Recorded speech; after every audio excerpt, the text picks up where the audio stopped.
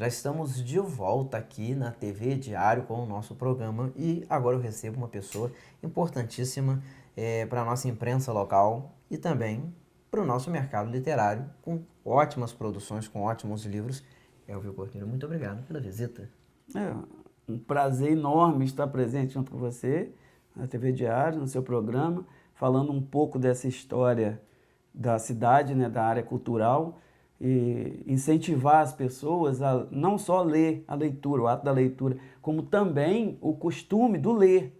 Porque o campista, eu acho que o brasileiro como um todo, ele não tem o costume da leitura. Verdade, então, acredito que precisa, quanto mais divulgar a história, quanto mais se fizer livros que sejam fáceis de leitura, mais facilita o conhecimento da história através dele. Ah, com certeza. Bem, falei que ele faz parte da história da imprensa de Campos e faz mesmo. E ele vai falar nesse comecinho de papo, antes de falarmos dessa coisa da literatura em sua vida, das suas obras, essa magia da imprensa em sua vida. Vamos lá, um pouquinho dos veículos.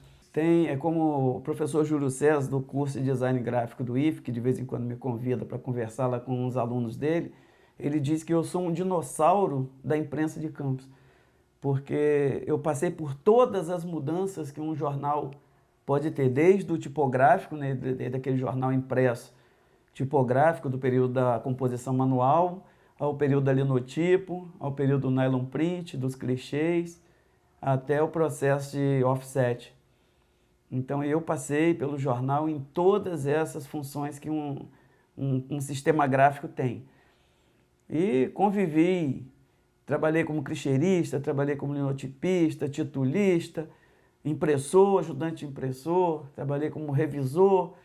Viu de fato esse crescimento, né, essa mudança, e como era difícil antigamente. Hoje as pessoas reclamam e estão vivendo um paraíso de facilidade perto daquele passado. Eu até converso isso com o professor Júlio César, já conversei com o Leonardo Vasconcelos, conversei com o Vitor Menezes, com o Hérito Cordeiro.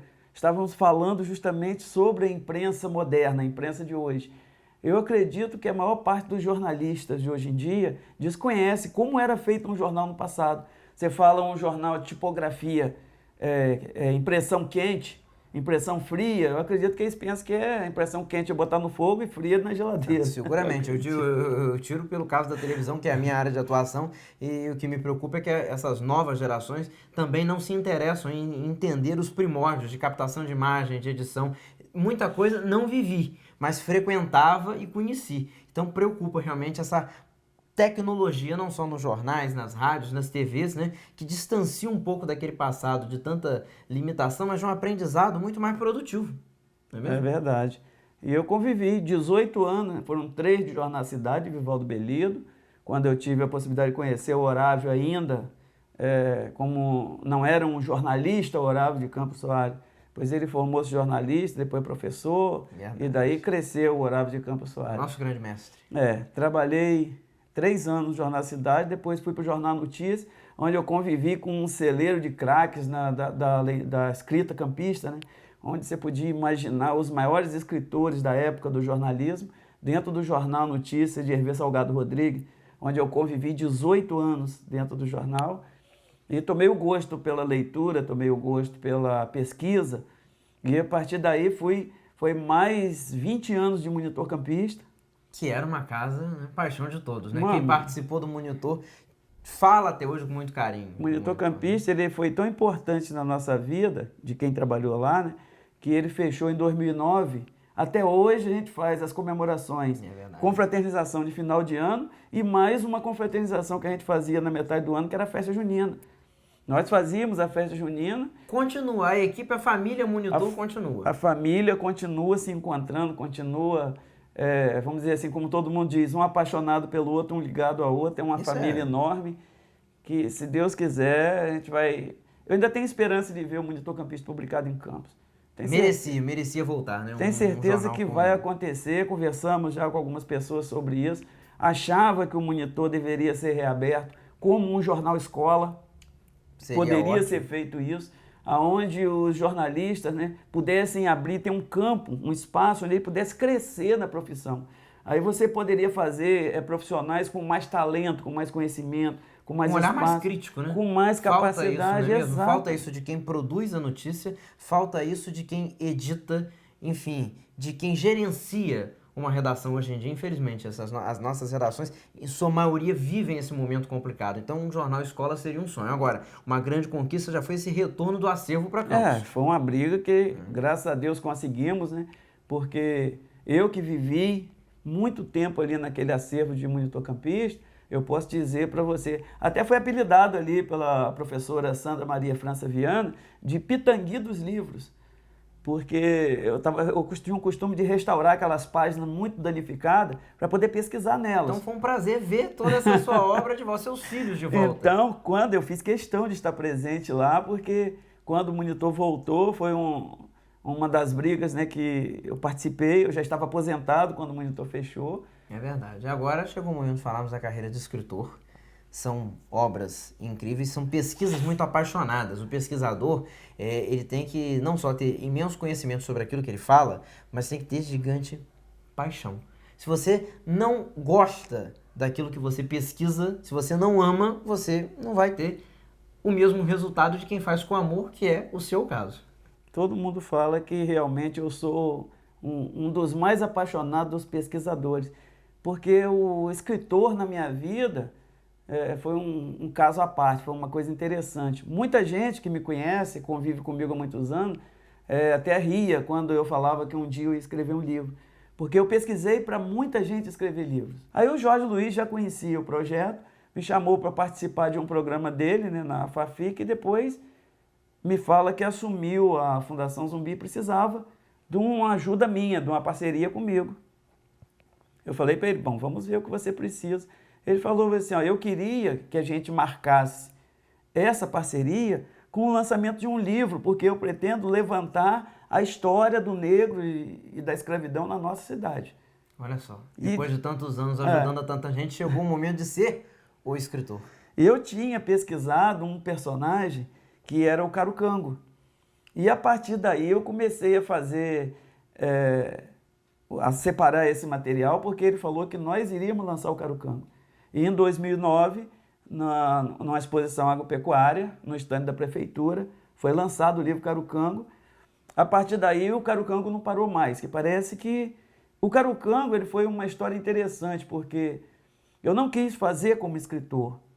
Eu sempre fui admirador do João Oscar Pinto, né, lá de São João da Barra, tive a oportunidade de conhecê-lo numa oportunidade no Monitor Campista, no qual eu estava fazendo uma matéria com a Patrícia Bueno do Caderno Mais do Monitor, e conversando com ele um certo tempo, eu fiquei apaixonado pelas histórias que ele me contava de trabalho de pesquisa e de escrever, e ele me falava de um Curuncango Rei, e eu não sabia quem era esse Curuncango Rei. E São João da Barra, eles começaram a fazer uma peça teatral baseada nesse livro, mas ninguém acreditava nesse Curuncango Rei, achava que era uma criação da cabeça dele. Isso acabou te provocando também essa mesma curiosidade. Provocou a curiosidade e eu comecei pesquisando. E acabou que eu conheci uma pessoa muito amiga lá do CEMAP de Macaé, né, que fizemos uma troca. Ela queria um material relacionado com o cemitério de Campos e, ao mesmo tempo, eu queria essa história do Curuncango Rei. E ela falou para mim, só que tem um erro nisso aí. O cara que escreveu errado. Eu disse assim, porque não existe Curuncango Rei, existe Carucango. E eu comecei a pesquisar, comecei a levantar e tive o conhecimento de que o Curuncango não existe. Embora ele não tenha sido rei, ele foi príncipe. Na terra dele, em Moçambique, na tribo dos Becoanos. Ele era príncipe, foi trazido como escravo. Mas o Carucango tem uma explicação tribal. É o observador, o estrategista, aquele que organiza. Tem um significado. Curuncango Rei não tem. Então foi a partir daí que eu comecei a fazer esse trabalho. E com resultados incríveis. E sempre depois do livro lançado, essa coisa de chegar a pensadores, a jornalistas, a pesquisadores, a mestres, a doutores e a pessoas do povo de fato, né? Com certeza. Esse livro, Carucango, ele tem passagem interessantíssima.